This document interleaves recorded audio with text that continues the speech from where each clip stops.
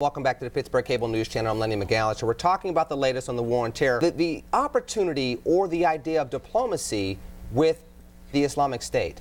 And Dan, I want to bring this to you because you're the one that suggested it, but I look at what's going on right now with the Jordanian pilot. I look at what's going on with the Japanese hostages. I look at what's going on even with the United States and ISIS, where we did a prisoner exchange and we still ended up having Americans beheaded, other Westerners beheaded, and you continue to see these attacks. So one could make the argument that we have tried a little bit of diplomacy, tried it their way a little bit, and we're still seeing these cells get activated. We're still seeing Americans radicalized. So this is, in some regards, a war where there's no honor, per se, if there's ever such thing as honor in war.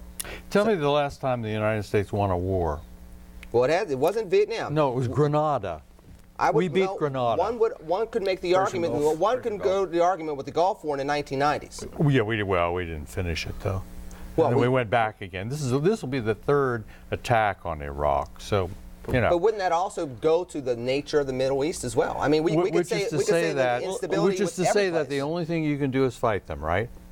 No, that's not necessarily all that's transpiring. And how has that worked out? The Americans' role when it comes to things such as the Palestinians and the Israelis has hardly been a militaristic one. It's been more of a diplomacy one. That place could have blown up. It's gone nowhere. And we didn't win in Iraq, and we aren't winning in Syria, and we aren't winning in Afghanistan. In the 1990s. Actually, oh yeah, but what about the last round? But we did win in 1990, and we won in 1990 because we had limited objectives. The first Bush administration chose to go to war to reestablish the territorial sovereignty of Kuwait, and we did that. And we did that. And when given the opportunity to overthrow the regime, the first Bush administration, in their wisdom, chose not to do that. Right, they were right. And they were exactly right in not doing that. Tell me this, would there be an Islamic State if we had not invaded Iraq in 03? But that goes back to there wouldn't be, right? That goes back to the mission creep that Dr. Clarke brought up, which goes back to how should we approach the war on terror moving forward with an appropriate level of focus that Dr. Aleprete brings up without the mission creep that we have seen over the last 10 years that has gotten us mired into this. Look, it's fine to Monday morning quarterback and say there would be no ISIS if we didn't go into Iraq. The fact of the matter is we did go into Iraq and there is an ISIS. Yeah. And I think it's important to distinguish between groups that you can negotiate with and groups that you fundamentally can't. ISIS is not the IRA. ISIS is not the African National Congress. The objectives are totally different than an ethno-nationalist group. And you can also make the argument, too, as well, if you didn't have Arab Spring and you didn't have certain states threatened, including al-Assad in Syria, you wouldn't have seen the opportunity for ISIS to go from Iraq over into Syria as well. So part of this isn't just American policy. You're starting to look at some of the geopolitics from that region that allow for a situation where ISIS and other terrorist groups had a chance to grow. Al-Qaeda's been around for over 20 years now. Look, we talk about ISIS as if it's this new group, but it's not. This is Al-Qaeda in Iraq. Yeah.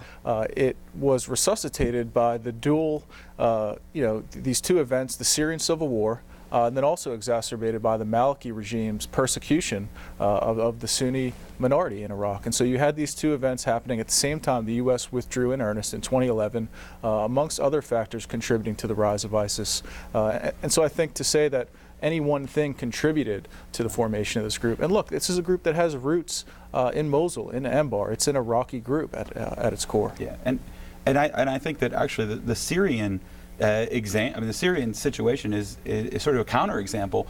The administration did not intervene strongly in Syria, and the civil war essentially, I mean, the issue for ISIS and ISIS's opening in Syria has been the severity and the length of the civil war, and that was partially a result of non-Western intervention. I mean, the West intervened more forcefully in Libya. The situation in Libya is not good, but the situation in Libya is far better than the situation in Syria.